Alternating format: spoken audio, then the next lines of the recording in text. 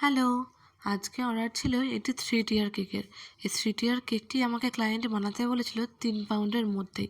তোমরা সবাই জানো আমরা যখনই হোম বেকাররা কেক বানাতে যাই আমাদের ওয়েট কিন্তু অটোমেটিক্যালি অনেকটা বেড়ে যায়। প্লাস এই দাম নিয়ে দামাদামি করলে না আমার একটু ভালো লাগে না, কারণ আমি তুলনামূলক কেকের দাম অনেকটাই কম রাখি। এই কেকটার কত প্রাইস হতে পারে তোমরা কিন্তু আমাকে একটু কমেন্ট করে জানিও।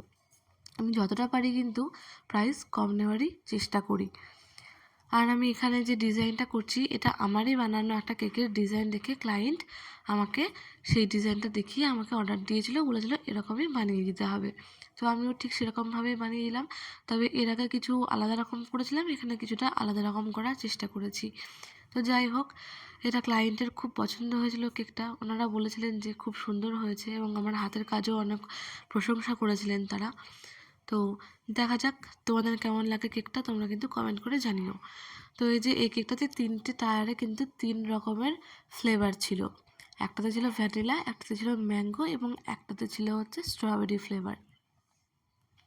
আর এই কেকটি পুরোটাই ছিল বারবি থিমের মধ্যে, তাই আমি বারবি স্টিকারটা প্রিন্ট করিয়ে নিয়েছিলাম। আর এই যে এখানে একটা বাটারফ্লাই অ্যাড করে দিতে বলেছিল, তাই বাটারফ্লাইটাও আমি অ্যাড করে দিয়েছি। কেমন হয়েছে তোমরা অবশ্যই